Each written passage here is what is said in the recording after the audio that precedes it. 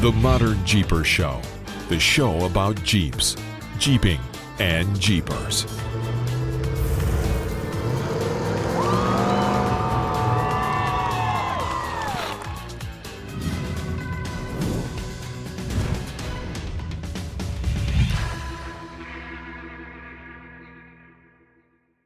Well, hey, Modern Jeepers, is another episode of the ModernJeeper Show with me, Matson from Metal Cloak, and Mr. Modern Jeeper, Corey Osborne.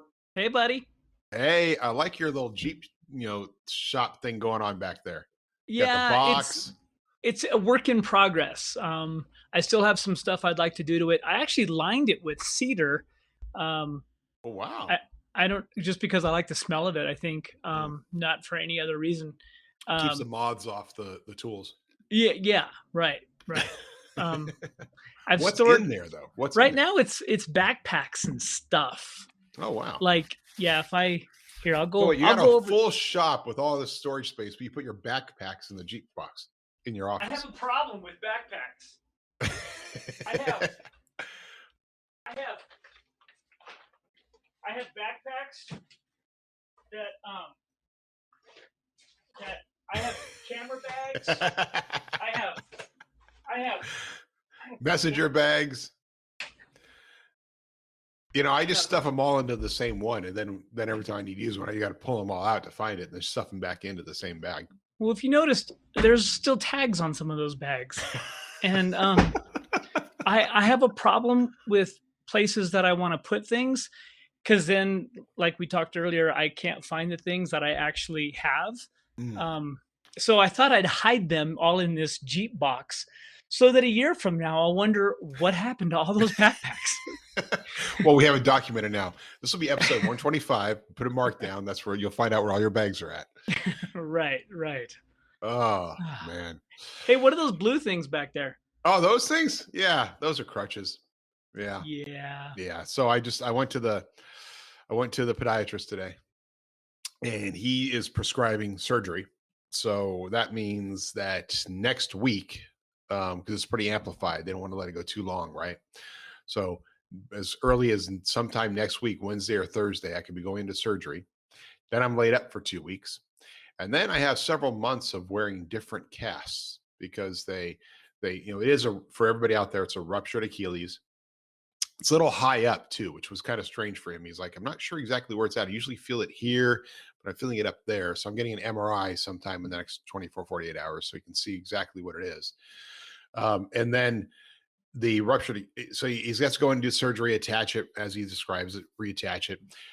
But it starts with a cast that puts you at an extreme on like pointed toe. And then over 2 weeks later, you get a different cast. And then over time, it's to the point where you're at a right angle like you're supposed to be.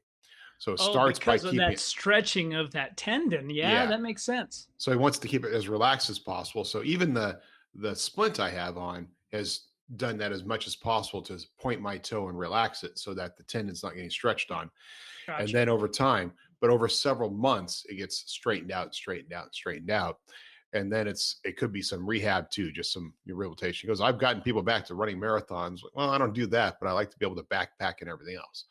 So, well, if he can straighten you out and your tendon, I mean, right? It's quite an accomplishment. Yeah. I do this I'm doing this, and I'm going around the shop. I came to work early yesterday, got in. I couldn't wait to get back here. 6:30, going around doing what I could. I have a scooter over here. Actually, one of our friends who has a Jeep called Medi Cloak, MEDI, Tom Algeier. He brought by his knee scooter, actually via somebody else. Our friend Amy Segraves came by and brought back the scooter. So I'm going around the shop on the scooter, actually doing my walkabouts, right, where I go around and see how people are doing and how the shop's doing on the scooter, which is kind of fun. Only guy in the shop who gets to ride a scooter. I think they ought to. I was envisioning more of those little round carts that you put small children in, and they can kind of sit in there and kind of wheel around and hit stuff. That would be fun. Yeah, that would be way more fun. That would be way more fun. Yeah, it's just that I could do a wheelchair, just scoot myself around in a wheelchair. Yeah. But I was going to get the iWalk, which is a replacement for crutches. And it's literally, imagine having your foot, just your leg bent back, and a peg coming out of your knee. It's like a peg leg setup. It's called an eye walk. I'm about 1 inch or 2 inches too tall. Like if you actual measurements, I don't fit within the standards. Guys around here said, no problem. We can modify it. But so I'm looking at some other ones there's a couple of companies that make walkers that just basically attach to your leg and take all the load off of the foot. So I don't have to use the crutches. If you had a peg though, you'd probably have to wear like an eye patch. I'd be fine with that. Yeah. I think I look good with an eye patch. What do you think? You like get your whole pirate thing on. Yeah, Well, my kid watches Octonauts, which is a cartoon about the sea, and there's a cat, and the cat's a pirate. So I'm kind of into it. It would work. I think my kids would love it. Come home with an eye patch and a peg leg. Yeah, I'd be a hero for a moment. It's always and it's kind of a funny time of year. It seems, I don't know. I'm looking. So this morning I spent going through a little bit of our event stuff, and I'm gonna kind of jump right into what I'm seeing and what we're hearing in the marketplace. We had a lot of people reach out to us to help them out with their events, and what really that amounts to is, hey, we're having an event. Please send me some free stuff, right? So I've gone back through those along with Jessy, and we kind of compared notes on a lot of these events. Some of these folks have filled out those requests back in December and January. Well, I'm looking through a lot of those events now, and things have changed. I mean, we're in July, the end of July coming up, and some of these events have happened, haven't happened. So I'm going to throw this out there to the folks that are listening, and if you've requested help or sponsorship in the past, I'm not asking for them to go in and refill out that form, but for them to reach out to either me through email or Jessy through email, or even you, Matson, and let us know whether or not these are taking place, because literally we're seeing a lot of stuff that we heard from you in December, and I'm looking at your event stuff and I don't see anything out there. So I get it. Like we're all so busy and everything right now. I think I looked at September 11th, which is not very far away. We have like 6 events on that Saturday spread out all across the country that have asked for us to be there. So, yeah. And I know that, gosh, listening to the news this morning, and I'm hearing Las Vegas is going to re-implement some mask mandates, and it's just craziness. And I don't want to say that we're going to get back in that same circle, but I hope not. I hope these events are going forward, but we'd sure love to hear from you and have you say, yep, our event's still taking place and we'd love some support. So yeah, that's one of the great things about when I procrastinate and people like don't get the stuff from me until the last minute. I know that their events could happen because they're calling me a week before. Right. Well, and literally, like some of those events, like I'm surprised going through the list, going, okay, well, you were going to have this event last December, and if we would have, sent something out, I would have felt really bad about, oh well, no, that event didn't take place. But right. There's still a lot of events taking place. We're end of July. We just finished with Tillamook, our ModernJeeper Beach Adventure. Those images are coming out. There'll also be a story and some video and whatnot. I just opened my mail the other day and got a stack of these. So we do finally have the stickers and the OHV permits. Yes, nice. Our OHV permits. So it's cool that it's still that for that little small fee that and that's one of the advantages. You come in the Tillamook Adventure, you get this OHV permit. That's good for the state of Oregon for 2 years. 2 years. Yeah, absolutely. Cool. I kind of sucked that that's because I had it on my JK. I was all ready to go for Tillamook 2020, right. And then didn't get a chance to use it. So yeah, good times. Yeah. So that's important. I mean, I think it'd be great for everybody to just reconfirm that you're having your event, reconfirm that it's happening. We have between Jessy and Corey doing everything they can to support all the events out there. It's just important to make sure that we're not like doubling our effort or not doing too much effort to be able to try to do something. Sending out things that aren't doing the events not taking place. Yeah. Yeah, it's Jeepers Jamboree this weekend coming up on the Mm-hmm. Rubicon. I Mm-hmm. know we have lots of people that have already been out there for a couple of weeks. Some friends and some different groups creating some Yeah, content and didn't whatnot. Crawl America happen like just last week or something like Yeah, that? I think that is just finishing up, and then we had Crawl 5280. Those guys were out there, and they also Mm. ran Fordyce, Aerolids, and all those guys out there were running around in Sand Hollow.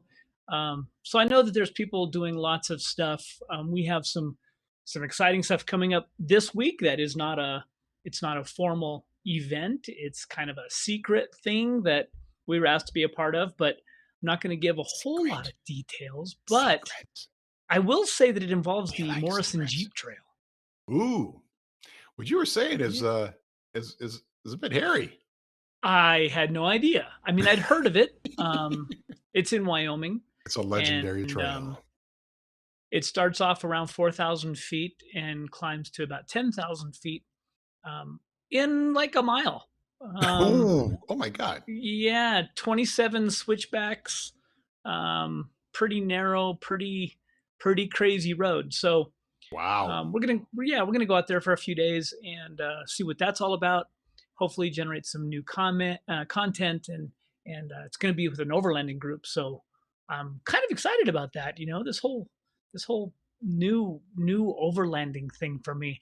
It's weird to mix the overlanding thing and like extreme because I don't consider that like in the same realm, but Right. apparently, I mean, Jim and Deb, our friends at Trail Nut, they are the extreme overlanders, right? I mean, They are. I mean, they are full on. Like if they can overland, they're going to do it. I can't wait. Now, when's their van supposed to be done, or is it done, or is it no, not for a while. I think that the okay? conversion, so the Quigley conversion had been done when they bought it, but Mm. their actual top and all of that modification, I think, is still like December or January. Wow, wow, Yeah, that's yeah, crazy. So it is interesting. You know, we're obviously we've been feeling it, and you guys have all been feeling it, I'm sure, in many different ways of what supply and demand is like in this world, oh, right? And it's not just on that side. I had a conversation with our team out there on Monday, yesterday. You just let them know, even jobber sales have been pretty strong for us. But the jobbers like John J. Caroli, who has Goonies Garage in New York, and he commented on his Facebook page that, and it was a little frustrating for him because he just can't get the parts to complete builds for customers. Right, it's just all fun. So he's doing a lot of service work right now. And a lot of jobbers, a lot of focus on service works because it doesn't matter. I mean, you can get metal cloak shipping in 1 to 2 weeks, and we're still right. number one out there, I think, when it comes to delivery and shipping and availability of parts in our segments. But if you can't get your wheels, your tires, your axles, and everything else for that build you're doing for a customer, yeah, I can't do anything, right? No, You can't just like piecemeal it. These guys are coming in, customers are coming in and wanting to drop cash to have a full build done, and only 25% of your parts can come in, or 50% of the parts. Like, what do you do as a shop? And it's got a bit of a struggle out there. And we're doing what we can to work with our shops to try to help them with that process too, because it might be a matter of different vendors, and we know we've benefited from the fact that that shops have been doing and choosing Metal Cloak because they can't get other parts, and then they're becoming dedicated to Metal Cloak because they realize it's a great brand. Um, but we're also doing what we can to help our shops to get through that, because what else are they going to do, right? And they can't just all be doing service work, and you got customers who want to have builds done. So it's just an interesting world we're in. I just experienced that with my air conditioning unit, right? I just want to have an air conditioning unit. I have a coil that has a leak and I need to get it fixed, and it's going to be a little while before that comes in. I want to get new garage doors put on. It's going to be 3 months before garage doors come in. It's crazy. yeah, and I don't know. I mean, everybody we keep talking about. I don't want to get into the politics behind money and all that kind of thing, but I mean, there's this whole inflation versus the Fed rates and lending rates and bank rates, and this whole supply chain issue is a lot of that is weighing on all of those things. So when they keep saying when the supply chain issues start to free themselves up, Well, demand is so high right now that, I mean, it's crazy. We talked about this a little bit last week, where you can go to a Walmart, you can go to a Sam's Club. If you're looking for anything that's outdoor related, they don't have it. Mm. And from the camping and the overland folks, whether it be rooftop tents or awnings from our friends even at ARB and a lot of other manufacturers, that stuff, a lot of that stuff is all made in the same plant. Yeah, I know it's a different brand, but literally it all comes out of the same areas, whether it's Australia or China. And it's just not available. And it's kind of interesting to me to go take a look at social media and look at some of these posts where somebody is now putting up a new advertisement saying, hey, this is the best thing we've ever made. We don't have them actually right now, but we're going to get them as soon as we can. Expect them to be shipped within 3 to 6 months. Right. And people are like, oh, well, that's not bad. No, that's not bad. When it's cash flow, I mean, companies are struggling with cash flow when they can't get it in and get it out, right? Again, the benefit we've had of being able to just focus and build and build our inventory and make sure that we can get the raw metal and get all the parts in. But everybody's struggling that way. There's some parts we want to buy. There's parts that we want to buy from and rebrand from some other companies and some friends of ours, and we can't get that, right? It's like, well, we don't really want to take your order right now because we're 18 weeks out. Like, well, that's fine. Just take my order. I don't care. Just when you're ready to send it. But yeah, sales wants to take your order, but we just wouldn't be appropriate. Okay, I get it. There's but it is a challenge as we have now. It's interesting. One of our mutual friends, I won't say the company because this would be more personal and private. One of our mutual friends, their products come from overseas. And there is, when you ship something from overseas, you have a container fee. Like, you actually have to pay for the container, right? That's a container fee, and that goes through and just part of the process. So that used to be like $1,300 to $2,000 for the container fee. It's now $13,000, right, for that container. So costs are going up across the board, and even companies like Metal Cloak, we're having to look at our costs and stuff, and we don't have to deal with container fees and stuff because we're not importing, but we still have costs that are structured, part of this inflationary process. And I think we've seen is the first half of this year was very much exuberance. Like, oh my God, we're back to the world's open again, things are gonna be fine. We hit the midway mark, and now the second half of the year is going. So now people are start thinking, the Dow is fluctuating. There's drop markets. I don't know if you ever use Robinhood or whatever. We're seeing now a slowing down combined with inflation. You're paying $4.50 for gas, right? And you're paying $12 for a meal at McDonald's. Yeah, all that inflationary pressure is going to come on, and then people are going to start realizing, I don't really have that extra money to pay for this other thing that I wanted, right? Well, or to go on vacation. At even something like cryptocurrency, where 4 or 5 months ago we're going, man, yeah, I'd love to have some Bitcoin. At $60,000 a coin. It's at 28,000. Yep. I mean, its value has gone in half. So think about that. So you bought your house for $300,000, and now it's worth $150,000. But what do you owe? Oh, right. Well, yeah, again, all of these things. And again, we're in these weird markets, right? When the stock market goes down, gold and silver is supposed to go up, generally speaking. It's not, it's going down, right? Treasuries should go up when the market goes down because more confidence in government.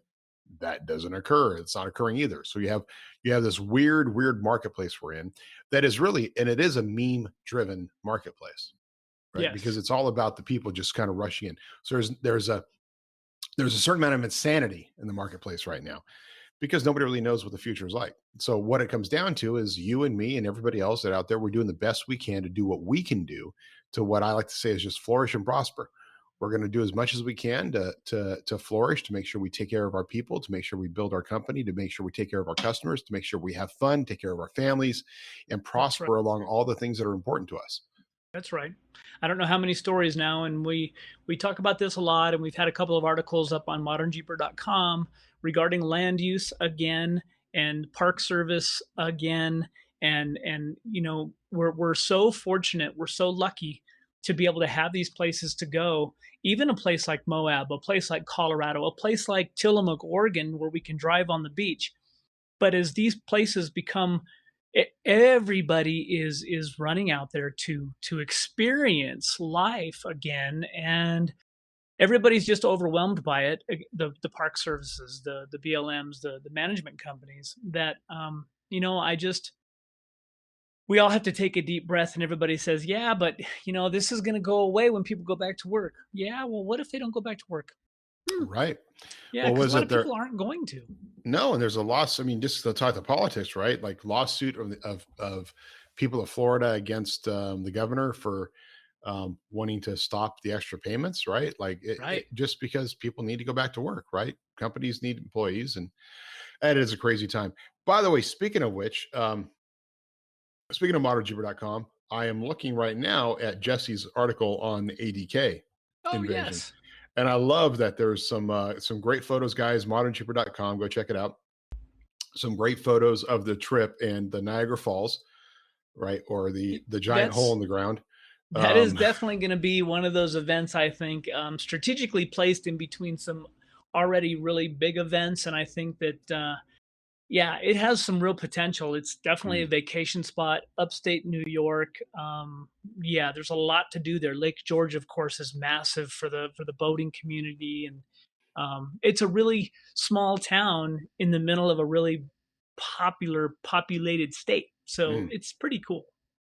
That's awesome. That's awesome. But I love this article here, and I got to say, I appreciate the picture of the Nikola Tesla plaque. It's that Tesla's that guy, and obviously we hear the name all the time now.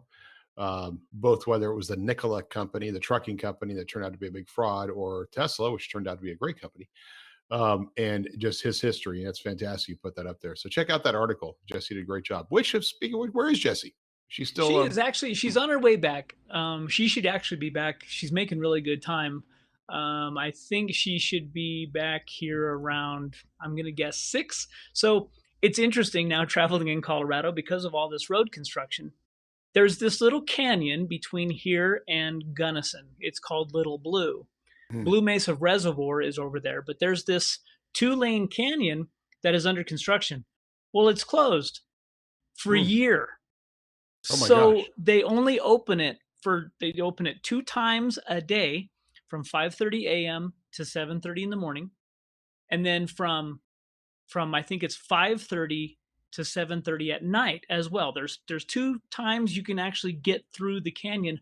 Otherwise, you're looking at about 2.5 hours, an additional trip to go around. Oh, wow. So yeah, it's funny everything is timed.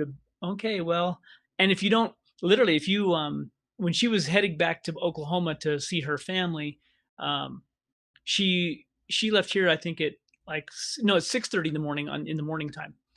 She left here about 6:15 and was the last person in line that they let through. And literally they'll just, they only let you through for an hour each way. So if you don't make it, they just sorry, and you can either go out and go back. If you're in line and they close, it doesn't matter. You turn around and got to go back. Yeah. Man, that's harsh. It's pretty crazy construction though. They this little canyon has been narrow and extremely steep for many, many years. And there's actually one really bad turn that's like a 20-mile-an-hour turn, very sharp. So big trucks coming around it, literally if you're on the inside of it and a truck comes around the outside, you could get hit. So they're redoing the whole thing, but it's going to take a lot of months because they're basically bringing down these rock wall canyons. Wow. Yeah. So it makes sense. It's always, progress is always inconvenient. Yeah, right. Yeah. So cool. So we'll see her next week. Yep. Back on the podcast next week and hear all the exciting stories that she has to tell. So, I'm still seeing stuff pop up from the Tillamook. It was kind of great, all of our attendees and sharing some things. But we had some interesting stories we didn't even talk about last week. Like we had, one of our guys' cell phone got ran over at some point, and so he lost that. So he lost his photos, and then we had the couple get little accident up in the mountains. Yeah. So some friends that have been on a number of other adventures with us went up in the forest the day after we all left, and doing their thing. There was a couple of roads, service roads, that were open, and they just wanted to go up in the hills a little bit and see the trees and whatnot. And guy on a motorcycle was coming down the opposite direction, and they said that they thought I think the Forest Service said they estimated he was going between 30 and 35 miles an hour. Lost control, came around the corner and smacked into their 9,000 pound overland JK. The JK didn't suffer a whole lot of damage. You can see where his helmet hit the windshield, which was around a cage already. Yeah, I think he's going to feel that for a little while, for sure. And again, people going, well, there shouldn't be anybody up here because everything's closed. Well, the service roads still weren't. And it was a younger gentleman, from what I understand, and he's going to be in surgery getting his arm put back together. Oh, wow. Yeah. It was good thing he was wearing a helmet. Good. If he wasn't wearing a helmet, it would have been bad. Yeah. Because all I saw was the first image of just the smash right in front of the passenger window. It's smashed. And I'm like, oh no, who was that? Right. And Right. You couldn't tell from the picture which way the smash was in. But thankfully it was, yeah. Well, and him having an overland style of rack on there, I mean, for his head to hit the windshield and then still wrap around the A-pillar bar on the outside, that had to... Dude, that had hurt. Yeah, had to hurt a little makes bit. My little injury nothing. Yeah. But, and I was thinking a lot about Tillamook the last few days as I go back through videos and whatnot. And I'm still kind of perplexed by the recoveries that we did. Mm-hmm. And we don't get the opportunity. I don't live in an area that has a whole bunch of sand dunes, and we don't get stuck in the sand. And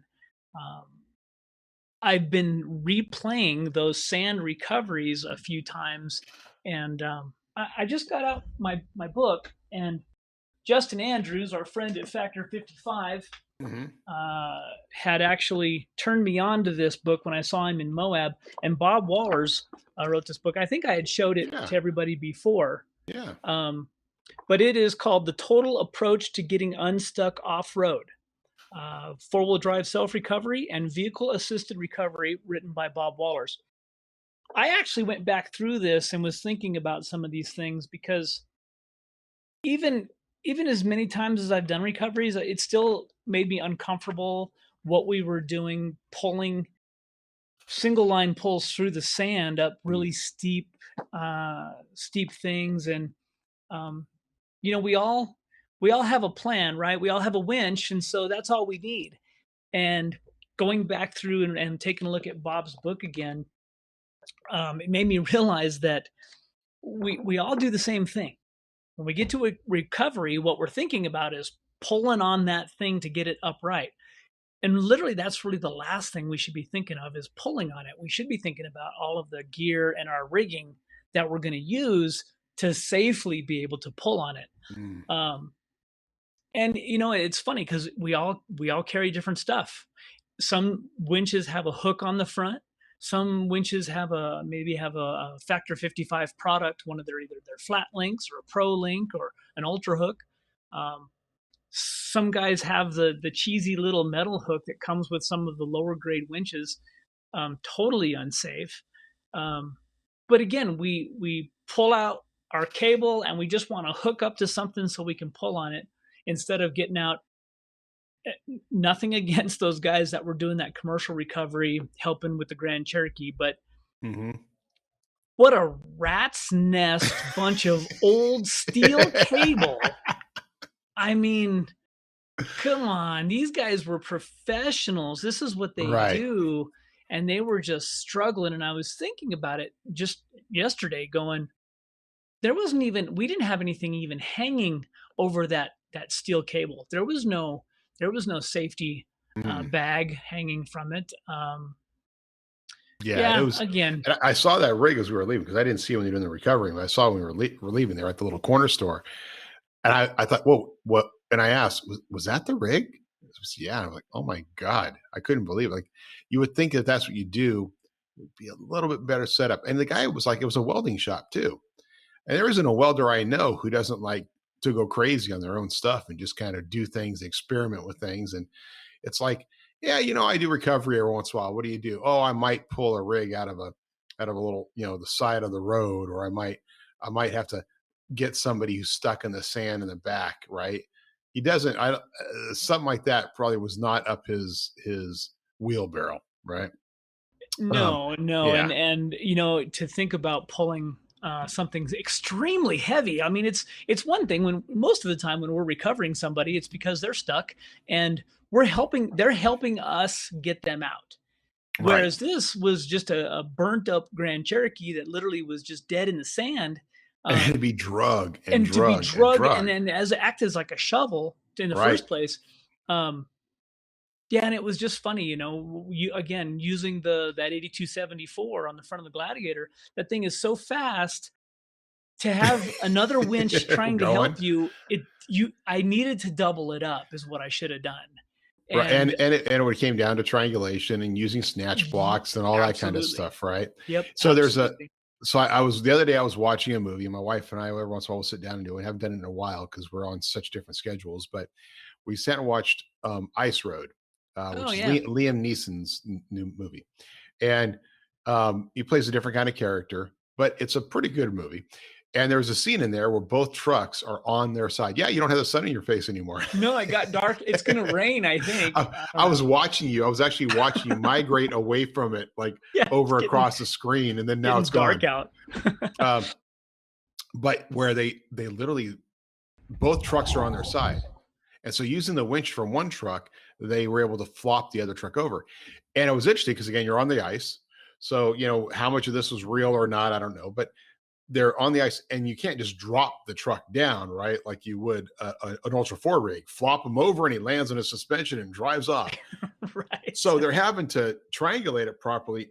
And again, they only have one point, but to be able to bring it down and actually have cable around the wheels, through the wheels, to be able to make sure you're slowly dropping it down. Again, I don't know how they actually did that when they were just going from one truck to another, but the idea was they were safely dropping it. And that's kind of what you have to think about when you're out there doing it. And there's been times like last year when we did the Rubicon trip, or 2 years ago, when Jeremy Rome was out there with his truck and he went through the now non-existent tree in the rock. And we had to get both a winch going from the front line and a winch going to the sideline. The side winch, that was snatching it off a snatch block, was to try to keep him pulled away from the rock so he didn't go smashing into the rock as we were pulling him forward through the obstacle, right? And that's the great thing about it. If you have multiple Jeeps and then you have the snatch blocks and you have these other little tools, you get pretty creative and actually make it easier, right? We learned in school that the more pulleys you have, the easier it is. Yeah, absolutely. Yeah. And there's actually, I know that there's a lot of folks out there that hate math, but Bob's done a really good job. I don't know math. Is he a friend of yours? Yeah, we can get like super, here we go. Talking about first class and second class levers. Wow. Oh yeah. Bob really gets into it. Oh yeah. It's very detailed, and it's really good to kind of understand, using, where am I here? Using a snatch block, and then having stationary objects and again, while what we did out there got the job done, it could have been done a lot better. And that's usually the most recoveries, right? Right. We always get the guy out, but maybe it wasn't done the best. And I'm like my buddy here in town that has M&H Towing and Recovery, Price. He's got so much experience pulling over huge semis and lots of Jeeps, and it's amazing to me because you get to the scene, and especially in an accident, which there's already that tension, that anxiety, flashing lights, whether or not there's injuries, all of those things. Right. And to be able to slow it all down and focus. Go, what are we going to do, and how are we going to do it safely? Mm-hmm. I don't know. We don't get to do that many recoveries, and to have, I don't know, whatever we had that day, 3 of not even our rigs. They were other people's things, trying to help them out of the sand. Our friends Amy and Matt, and they're part of the NorCal club out here. What do they do a lot of times? And they did for Vora for a long time, and they did for NorCal Rock Racing as the recovery part of the recovery team during the race. And they did it for Ultra 4 Racing during Stampede one year. And they showed up. All they had was the strap with a hook, right? And it was interesting because my understanding is Dave Cole wanted nothing to do with that. Like, that doesn't make sense. Like, because they were using winch lines and using big ropes, and they're doing hooks and all this kind of stuff. And under those circumstances, like, you want to get them flipped over as quickly as possible and out of the way, right? Because too much time spent on there, especially the rate of these cars, it's actually not safe for personnel. Right. So in this case, you're looking at it, what's the best way? Well, they had this technique of just going back really quick, throwing a hook on a roll cage, flipping the guy over and getting him out of the way was like super fast, right? And it was a great, safe way of doing things that finally got accepted, and now it's kind of the standard. But initially it was like, well, that doesn't make sense. That's not going to work. But they do it now, and it's been great. But that's the same idea. You have to be able to look at your situation and your circumstances and all those things involved and be able to resolve that. I'm sure in your buddy's case, there are probably some times where speed is important as much as safety is important, right? Because I remember being on the side of the freeway once. My wife and I were coming back from Santa Barbara, going down the 101, and in front of us, we're in the fast lane. There was a semi, and in front of us, these two girls in this little car, something happened. They weren't paying attention, and they hit the tire of the semi truck, got bounced around, slammed back into it, hit it again, boom, and then into the center. Semi truck didn't even know what happened. He drove on. And we pulled over right behind them and helped them in the center. Well, the CHP came to us because so many people were slowing down and stopping to offer help to us and make sure we were okay, that we actually caused other accidents. Like, there were fender benders back the other way because of the slowed down traffic.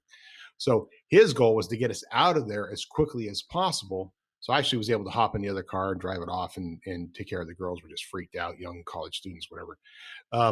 And get it out of there in order to allow traffic to start flowing, right? So every situation has its circumstances, and we just have to judge it properly. For sure. That's exactly right. Every situation is different. It was interesting. I going through Bob's book, and I got online, and I was just kind of curious. It's pretty interesting to do a Google search and ask people what they prefer. And if you just do a hook versus D-ring Google search, oh my goodness, it is such a commonly asked question. And for me, that was an issue years and years ago. And there are still people that are still going, hey, what's wrong with this hook? Why do I need a D-ring or a clevis or a shackle or whatever? There's the lingo, the terminology, people call things different things. That open hook with the little cheesy spring-loaded lever that closes back, and right. People pictures with the ends of straps that don't quite go down into the body of the hook, into the arch of it. And I mean, it's something that is very, very common, and it's still being argued. And there are people that, I've always used a hook, or I've always used a D-ring, or I've always used, now it's, the good thing about now is with the synthetic rope and something, a soft shackle where you can throw it to somebody and not kill them. Right. That's really handy. Well, and that's what's amazing. Like, a soft shackle, how strong that is. Oh, yeah. Synthetic lines for one, right? Because everybody was cable. And then you started having guys like Viking. Was it Viking? Yeah, back then. Viking. Yeah. So I still have that. I still have a synthetic Viking line on my TJ on a worn winch. But the Viking synthetic line then started growing from there, and the idea of more and more guys using it. And those synthetic lines, especially the early ones from Warren, they were not cheap. I mean, you'd spend a huge amount of money for a Warren synthetic line. Well, and it all comes out of the marine industry. All of the rigging, and it was all hoists and all of this stuff that the marine industry was doing. And we kind of went, hey, I remember when Bubba Rope started to become very popular, and the kinetic energy that can get stored. You can use a very light vehicle and pull out a very large vehicle just with that kinetic energy and the stretching of that rope. And all of a sudden we started to hear dynema and all these synthetic terms. And now we can splice synthetic rope, which initially was like, what? I'm not going to, how do you do that? And yeah, I guess it's technology changing, but there's still a lot of old school folks out there. And when so many times when we're by ourselves, well, we tend to not do as stupid of things, or we shouldn't. We tend not to do, but sometimes we do. Sometimes it just happens. It just happens. Yeah. It's okay. We're not always smart. No. Sometimes we jump from rock to rock and hurt our Achilles because we're not being smart. And that costs us 6 to 8 months.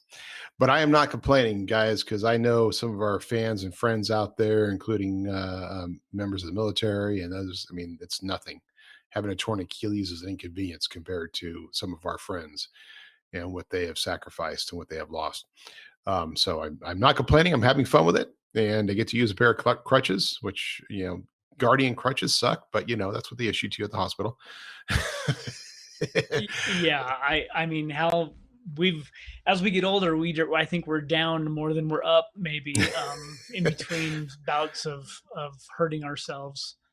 Well, I did a parkour. I used the analogy of parkouring over the rocks, and this was during yesterday's meeting when I was telling the staff what happened, and because quite frankly, I was like, I'm going to tell everybody in a big meeting what happened, so I don't tell 1,000 times the same story, right?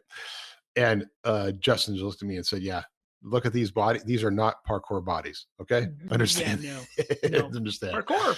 I just picture you using your hands going over like one of those saddle horses in a gymnastics thing, yelling parkour. Parkour. Yeah. Parkour. No. Hey, so, I understand you guys had a 4xe in the shop. We do. Actually, he's in there now. Showed up yesterday, started getting torn apart and tested. So yeah, it's kind of interesting because, of course, we're getting as much data as we can on it. Some things we've learned. First off, pretty cool rig. I mean, quite frankly, it's a pretty darn cool rig. It just is what it is. It's a 4xe and not something I would own, but there's definitely some people out there that will. We know that it flexes the same, put on the CTI trailer. And so there's no limitations in that. Not like the 392 had major limitations. The 4xe is just like a JLU Rubicon as far as numbers and what we'd expect to see. There are some changes. The main cross member is back 1.5 inches, and ultimately what that means for us, it's kind of interesting. Cross member is back 1.5 inches, but drain plug on the oil pan's forward. So even though, because we did a comparison of Will's 2.0 turbo, right, same engine, to the 4xe, like literally the engineers are going back and forth comparing points and looking at things to see what was different. Cross member's 1.5 inches back. We're actually looking at having to do a whole new skid plate system for the 4xe, which is one more skid plate. But we have some interesting ideas on how to do that specifically for the 4xe. It is full-time 4-wheel drive. It still has the aluminum knuckles. It's little the things that we expect to see. So it still has the CVs in the front. Which is, again, like the 392 has the CVs. It has, interestingly enough, and this is something I need to learn more about, but it has a speaker in the rear tire carrier. Now, my understanding about that speaker in the rear tire carrier is it's a audible noise required of electric vehicles when they're running on silent to not be silent. So at certain speeds, there's a requirement to have actual sound. And that's more so probably when you're going around a neighborhood for safety reasons, as opposed to, going down the freeway. Right. So this speaker back there, from what we understand, is there to actually produce those sounds, but it's in the tire carrier. So again, another challenge. We're going to do a tire carrier. If you do a tire carrier on a 4xe, you have to have a place to put that speaker. So it's interesting. So we'll do all new skids. Suspension, we're still doing. I haven't gotten feedback yet on where we are on suspension and what it's going to think, but it sounds like suspension wise, it might just go totally fine with the game changer. And that, so little more details to learn about it, but by the end of the week, we should have all R&D done and new products on their way to the market. Well, according to Jeep, by 2030, the 4xe will also be a submersible, and you can use it underwater. I saw that. It's quite an exchange. I mean, Jeep is really projecting the future here. That's can you imagine the limitations of the bodies of water that people would be able to drive? Heavens, people freak out when we drive across a stream. Oh, you want to now go underwater? Mm-hmm. Yeah. I'm sorry. You did what? You spit? What? Yeah. Gosh. Well, yeah, it's for the rest of the world, not here. Right. Yeah, because it's not about our bodies of water around here. Well, I know for our listeners, they did it on this commercial, and they had this little blurb that says, it's a fictionalization, do not attempt. But again, it's just kind of CGI. It's an interesting play on what Jeep has got going on. I mean, something that's airtight, watertight. Yeah, kind of interesting for sure. Yeah, well, it's an interesting thing because we have there's, I don't know, Jeep has a lot of projections of what they want to do. I don't know if this is for the PR or if it's part of their real plan, because everything changes, right? And it's kind of interesting because if you think about Jeep's history, there haven't been many times where they could think about 25 years in the future or 20 years in the future, right? That's very true. That's because they've changed so often. Like, it was just happy for them to survive, right? How long were they with Chrysler before that whole unit was then sold over to Mercedes? And of course, their vision would change completely. And then it went to private equity, and then that vision changed completely. And now with FCA, and that vision changed, right? So there's been a constant evolution where the Jeep really didn't have a chance to think about the future. And now there's such a strong basis for where they exist and so much value in that brand. And to the point where companies are putting a ton of money into competing with Jeep. I mean, when does that really happen in the history of Jeep? Right. And to see now where they've looked at the Bronco, they've looked at the Ford Lightning, which is Ford's, electric truck, and they're talking about things that they're going to see sooner rather than later that we'll see on the Jeeps, which includes things like powering up your campsite from your electric Jeep, like all of your lights you'd need when you're camping. We were talking about that last week. Yeah, right. Just go for a backpacking trip, and your Jeep will meet you at the end. It'll just get there before you. Right. All of these technology things, we talk a lot about communication, and I'm still seeing it out there in the social media of folks about business band and well, when is Jeep going to start incorporating a radio and just give us the GMRS license and build the radio into the Uconnect system? And you know what? Maybe that's a great idea. Happen. But why not, right? Why not? I mean, sure. If the FCC wants to regulate it and people are that confused by it, that's how manufacturers typically implement it, right? There's people that still don't know what the sway bar disconnect button does on their Rubicon, yet they implemented it, and they don't really have to explain why. They just hope that everybody plays along.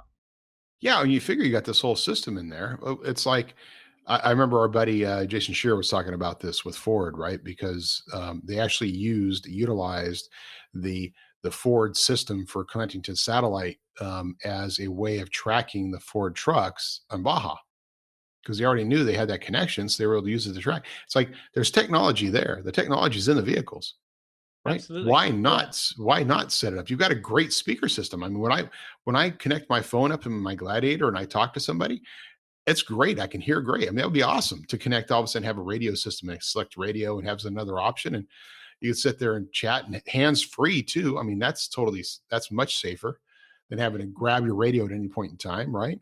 Well, we've always, as enthusiasts, we don't necessarily want the manufacturer to eliminate our needs to customize things ourselves. Otherwise the aftermarket, struggles. But it's things like, kudos to Jeep, because they're looking at what people are buying and going, look what the Mopar accessory line did with half doors and a 2-inch lift and all of these things.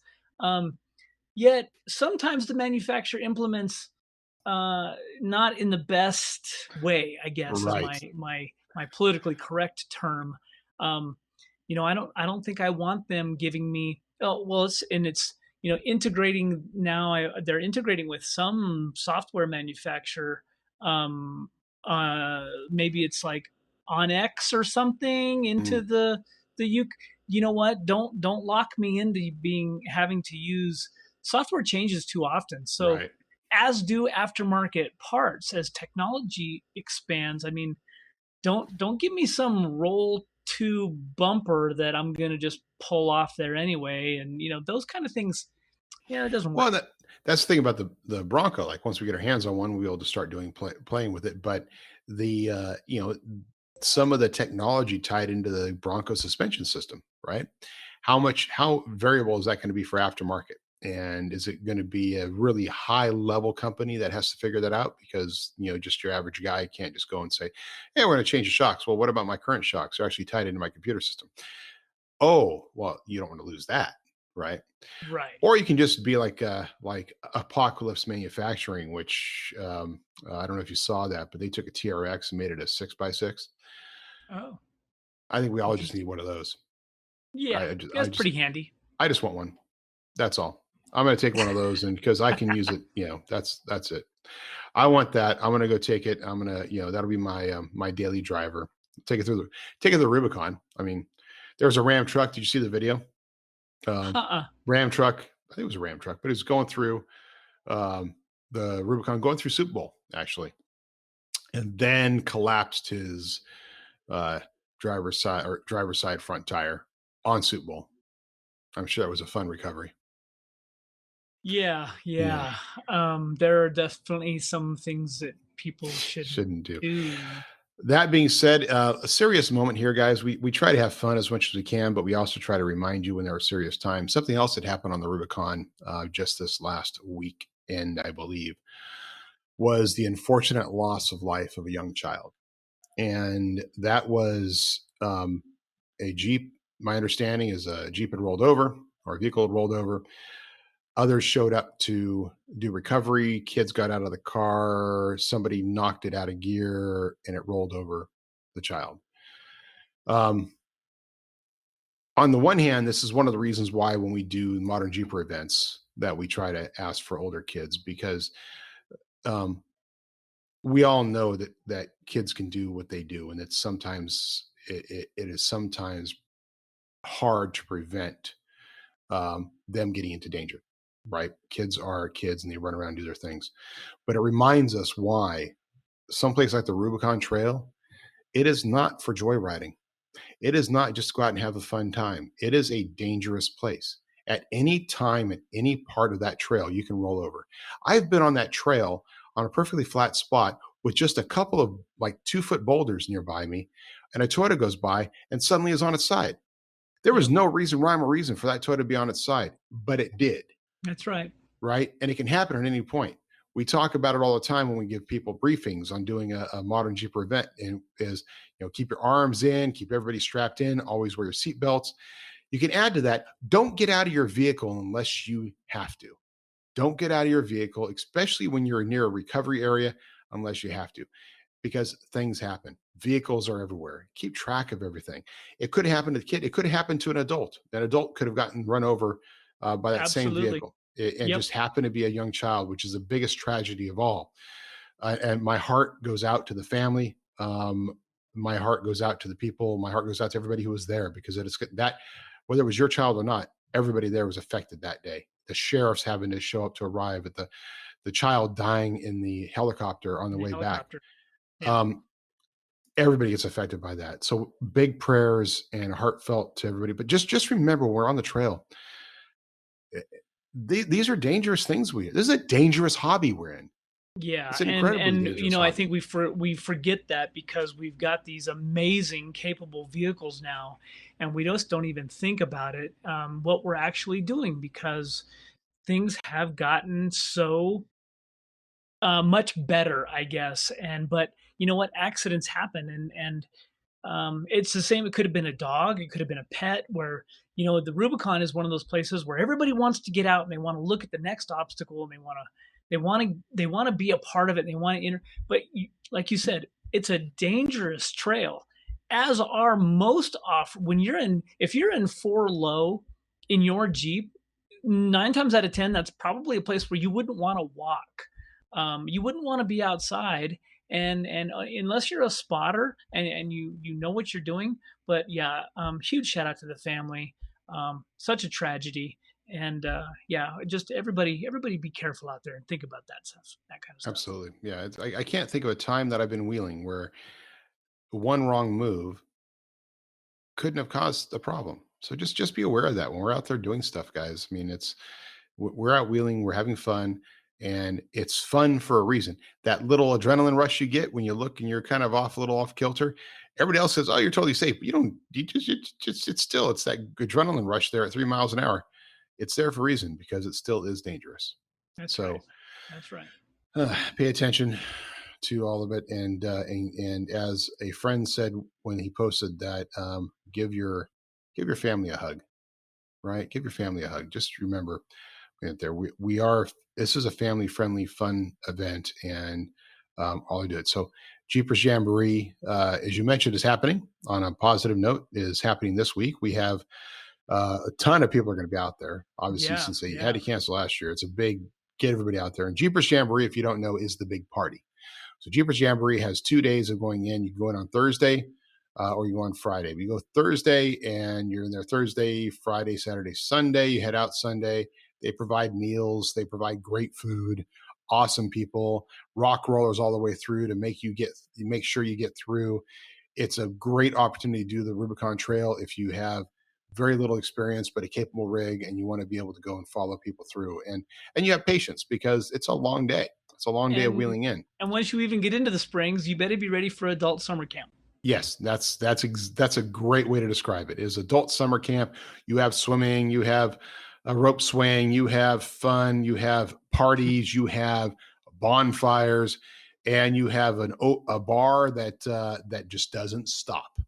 And it goes boom, music going, live music, all kinds of great stuff. So, Metal Cloak will be there doing all we can on both events, because the following one, if you have a family and you want to do a little bit quieter version, the following week is Jeep Jamboree. And that is only Friday, Saturday, and Sunday, I believe. It's just a 3-day event.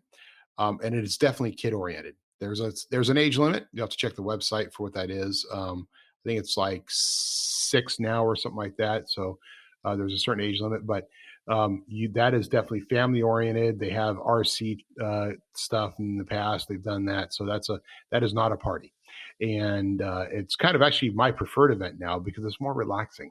The other one is nonstop. You are going, you're hanging out, all your buddies having just a fantastic time, and it's a great event. But you can, after 3 days in the Rubicon, they're partying. I remember some guys years ago, we showed up there and they were a little upset because they wheeled in on Thursday. And I was sitting with them at the table having dinner, and they're like, "Man, this kind of sucks." Like, they wanted to wheel. So they wheeled in Thursday, and they're like, "This is it? Like, we now hang out here for a couple of days?" Yep. So they decided to wheel out Thursday night, and they went into Tahoe, and then they came back on Friday. And then they saw the party and went, "Oh, geez, we should have stayed." Yeah. I didn't realize how much of a party it is, but man, it is a party. So, sure. But it's great to have that back. It is so good to have that back, and especially here in our backyard. And then following that is an event that Metal Cloak's pretty much doing everything they can to sponsor completely, is Sierra Trek, and that's the Fordyce event. So if you've ever heard of Fordyce and the 5 winch hills of Fordyce, and which I even haven't not done, because the 1 or 2 times I've been at Fordyce have been different kind of adventures that had to do with breaking Jeeps and other stuff. So, but the 5 lots of water and snow and yeah, exactly. But the 5 winch hills of Fordyce are a phenomenal accomplishment. Metal Cloak sponsoring them all, and it's great because you do have guys there. There's a different clubs that is responsible for every windshield, making sure people get up it. And so you start out, it's an early day, because I think you start like 5 a.m. or 6 a.m. or something at the bottom. Or if you're up at camp, you got to get up at 5, drive down to the bottom of where the entrance is to Fordyce down there, and meet there at a certain time to be able to actually go up and do it. But if you do that, it's a phenomenal day. But Sierra Trek is this beautiful place. It's up by Truckee, California. and we'll be out there and having some stuff. And so there's a lot of good stuff in. And of course, we're already planning for Cantina for the Con, which is back. It's in a different location. It's at Rob's Resort, but it's so it's kind of exciting because we're finally in this area starting to get all the excitement you've been having across the country of all the events you started. Right. Well, and All for Fun's coming back this year, so we'll be there with the CTI trailer in a couple of weeks. And then we have Smoky Mountain Jeep Invasion coming up. We've still got a lot of stuff going on. The ModernJeeper Adventure for Colorado registration is up. Yes. It's extremely limited. It's open. Yes. 10 rigs. And it's pretty cheap, man. It is. Cheap. We're doing dinner for everybody one night, but literally it's if you want to come hang out with me, we're not doing crazy stuff. There is an optional third day where we'll run over Black Bear and Imaging Pass. You're about to say backwards. Not backwards. No. So that's awesome. But it's only $450. It's our first ever doing the Colorado event. So registration is open and you can check that out. It's going to be beautiful. And it'll be a good time. And speaking of events, I'm sure everybody's wondering about the Rubicon. So there is some changes. We had to do changes with dates, and it's just, we appreciate you all being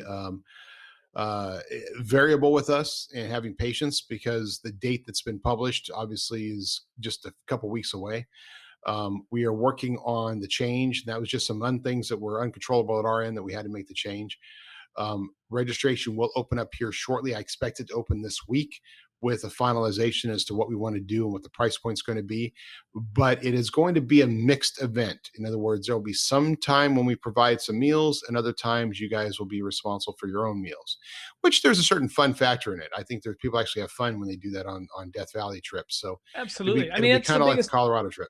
That is our challenge with Rubicon this year, and that's catering and getting people to bring food in is hard. And it's also hard when people have special dietary needs and they want to eat their own thing. And there's more and more people that are wanting to do that now. And we totally understand. The Rubicon is definitely not an overlanding event. But yeah, I think this year will be fun, and we'll keep everybody aware of when that's happening. Yeah, definitely. So, well, as soon as we have information, we'll let you know. I'm expecting we should be able to finalize stuff this week or this plan this week. But otherwise, the Colorado trip is open. Check it out and do that. Wow. So we've covered a lot here in this last hour, and more to do. Anything else you want to share? Any rants this week? No, not really. I mean, we kind of talked about some of the winch stuff, and I think we'll be talking about recovery a lot more in the coming weeks. Just because of the variety of information that's out there, along with the communications thing, with the business band crossing and GMRS and people still running CBs and the confusion of what that's coming about. But no, I think we're in good shape. We got a lot going on, making some changes to the Gladiator a little bit. I'll be taking it up to Wyoming. We still have the prototype ARS rack on there. And look forward to more information coming out about that. But so you're wheeling that trail in the Gladiator? Yep. Nice. That'll be interesting for you. I'm thinking about. I was trying to figure out how I can cut about 7 feet off of it. Well, that's the thing is you built, like any of us do, we build up our comfort level with our rig, right? I love my YJ because I was so comfortable with it. I knew what I could or couldn't do with it, right? And then I had to learn the JK and I had to learn that. But this will be your first time, really. Have you taken the Gladiator out on any runs around your neighborhood? Your backyard? We took it over to. We've done some Moab stuff with it, and the Rim Rocker outside of Montrose here, pre-running some of it, but nothing really that crazy. The Morrison Jeep Trail is extremely tight, and the switchbacks are extremely tight. So that is my only concern, and it's extremely steep. So I watched a video of some guys in like 4Runners doing it, and we're talking about multiple turns in a 4Runner. So if I took the LJ, the thing about taking the LJ is I would want to trailer it up there, and then it's not really an overland thing, and so That'd be fun. It'll I be look forward fun. to seeing the documentation on it. Yes, I'll send you some stuff. Nice. Well, I'm looking forward to the article. ModernJeeper.com. All right, friends. Well, hey, this has been another great episode of the Modern Jeeper Show.